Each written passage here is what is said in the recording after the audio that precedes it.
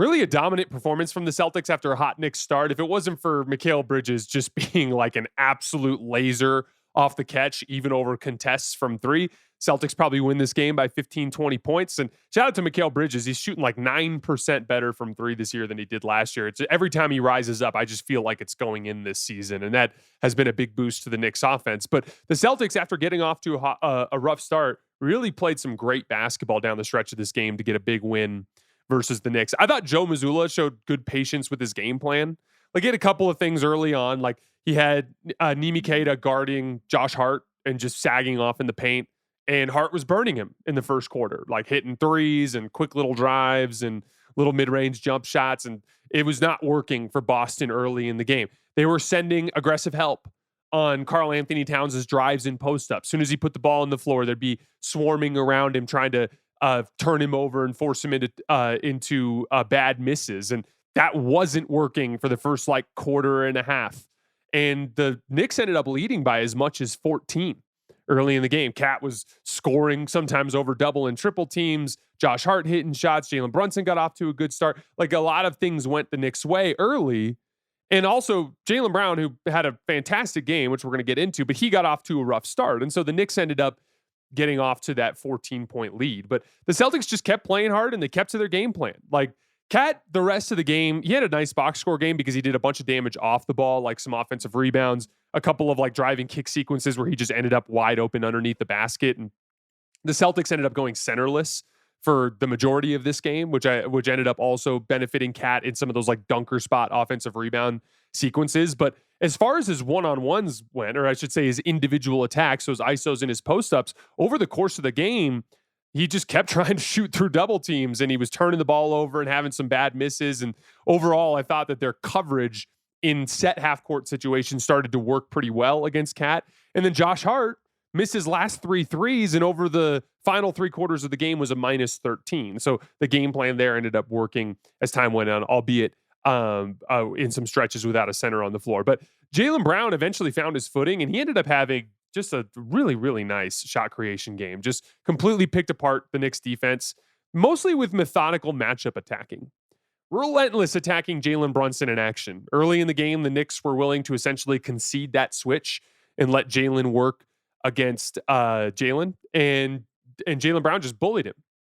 And he's been so incredibly comfortable in the mid-range this year, just kind of making some sort of aggressive move to get down to that like 10 to 12 foot range, and then just little quick step backs or little short right shoulder fades and little step through short jump shots and floaters and things like that. And he's torching teams on that. He's shooting 55% this season, 47 for 85 on jump shots inside of 17 feet. And Jaylen Brown scored directly on Jalen Brunson one-on-one 5 times in this game, including a nasty blow-by dunk in transition where he got him with a little crossover and went up and dunked in traffic. He picked on Tyler Kolek on a little transition drive, beat him to the basket, just bullied him with his left shoulder, got all the way to the basket. He picked on Mitchell Robinson in a switch, mixed him up with a series of off-the-dribble moves, and hit a little mid-range pull-up. He was picking on Cat in ball screens, beating him in deep drop coverage. He had him in a ISO one-on-one off the right wing, and Cat was just sagging off, and he just did a little methodical, little slow jab step, rose up and hit a 3. Just consistently beating the weaker Knicks defenders in space over and over again. He made it abundantly clear through those first 3 quarters that he was going to be deliberate about hunting New York's weakest defenders and scoring on them. So as a result, down the stretch, when Jaylen Brown started hunting Jalen Brunson in screens again in the fourth quarter, the Knicks just started blitzing and hard doubling. And so Jalen just kept hitting the short roller. And then we got some really fascinating 4-on-3 sequences led by a lot of good short roll passing from Jordan Walsh and from Josh Minott. And the Celtics ended up getting wide open threes every single time out of those Jaylen Brown blitzes and doubles. They made several of them, and they ended up winning the game. And that's the impressive piece of this. It's the game management from Jaylen Brown. That's the growth that you're excited to see if you're a Celtics fan. Obviously, an exciting game, box score wise. I think he only had 4 assists. That doesn't tell the full story when you're getting trapped and they're playing 4-on-3 and the assist is going to the short roll man. Some really high level playmaking. it was impressive game management because of that deliberate method with which he was attacking. We talk about this a lot, but like having intentionality on offense instead of just playing for the sake of playing, where it would drive me crazy when I'd watch a team like Orlando and it's like, why is Paolo isoing Bam Adebayo on a switch? Like that's just bad process. Like even if you want to get to your mid-range game, like do something early in the possession so that you're not attacking the other team's best defender. Like it just doesn't make a lot of sense. That's a lack of intentionality, right? And like that is really the big difference. If Jaylen Brown goes like, I'm just going to try to score on Mikal Bridges over and over again, it ain't going to work out, right? There was a level of intentionality, the attacking of the weaker Knicks defenders in space, doing it in the middle of the floor where it's hard to double team, having the spacing set up, especially when the blitzes started coming so that you can quick capitalize on the 4-on-3, just really deliberate high-level offensive basketball from Jaylen Brown. And again, this is a Celtics team that I think they're 7-2 in their last 9 games, and they have like a 126 offensive rating in those 9 games. And Jaylen Brown deserves the lion's share of the credit for that, for the damage that he's done matchup attacking and getting them into their driving kick sequences that can unlock their high-level three-point shooting. In Jaylen's last 14 games, he's averaging 31 points, 7 rebounds, and 5 assists. Just doing phenomenal work. He's, I was looking at some shot creation data. He's been the 4th best high volume ISO guy in the league this year.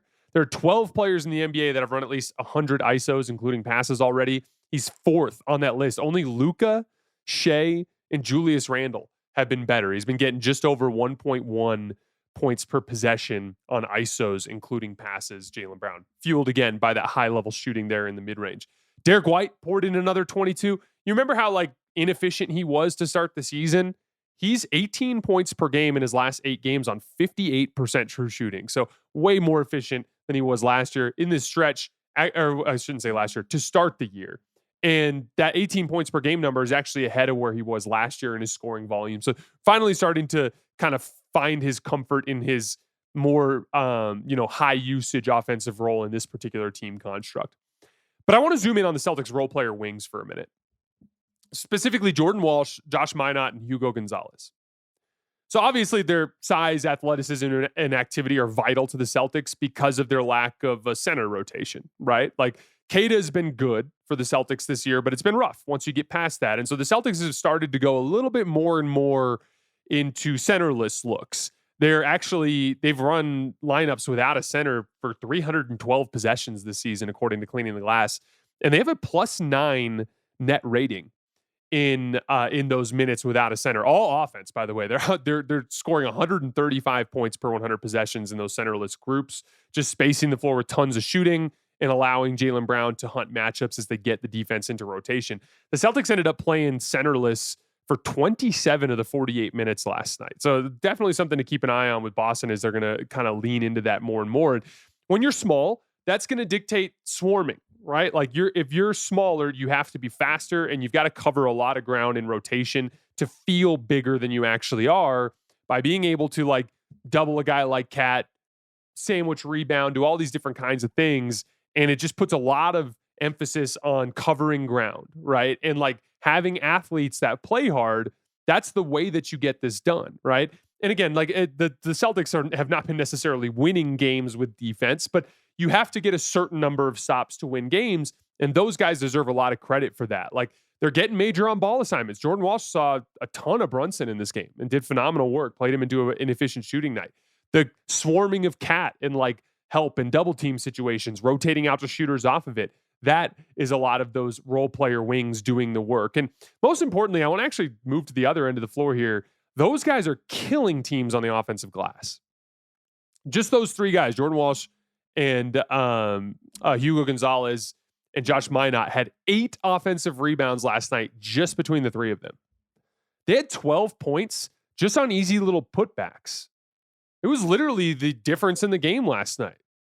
Like, shot goes up and Jordan Walsh just runs right by Jalen Brunson for a putback. Or Josh Minott just runs right by his man for a putback. Or Hugo Gonzalez just runs right by his man for a putback. Like, they're turning misses into layups because those guys keep beating everybody to the ball. And again, the Celtics shoot a lot of threes, which means a lot of long rebounds. They consistently corner crash. They beat teams to those long rebounds. And I've actually found this to be a really fascinating trend with the Celtics because the Celtics are the worst defensive rebounding team in the league. They're 30th in defensive rebound percentage, which is to be expected, right? They don't have the front court talent for it. Like Nimi Keita is, I guess you could call him a starting caliber center, but certainly in like the bottom third of the league in terms of starting caliber centers. And then you don't have another guy who's really a quality rotation level center. You don't really have a traditional power forward. You have a bunch of bench level dudes that are playing that power forward role. You don't have the front court talent to be a good defensive rebounding team. Yet, they're still grabbing just under 50% of available rebounds because they do so much damage on the offensive glass. They're rebounding 33% of their own misses, which ranks 9th in the NBA. And again, there's a different dynamic that's taking place here. So many of these Celtics offensive rebounds are dudes crashing out of the corner or off the wing and literally getting layups. Like easy, grab it, put it right back in underneath the basket because they space you out so much and then they crash. There's like runways, legit runways for these forwards to run in and grab an offensive rebound and put it back. On the other end of the floor, the Celtics are certainly trying to get defensive rebounds. They're swarming. And so there's a lot of plays where like a big dude underneath the basket gets an offensive rebound on the Celtics, but he's immediately surrounded by 3 dudes and he either throws up a putback that he misses or has to kick the ball out. And if he kicks the ball out, the Celtics can reset their defense and they have a better chance to get a stop compared to one of those putbacks. And so this is the most fascinating stat about the Celtics rebounding that demonstrates this concept of the Celtics getting a lot of offensive rebounds that are easy putbacks and then making sure the offensive rebounds they concede are in swarms that are leading to either misses or kickouts to where they can reset their defense. The Celtics are winning the second chance points margin. The Celtics score 17.6 second chance points every game. Their opponents score 17.1 second chance points every game. They are winning the second chance points margin.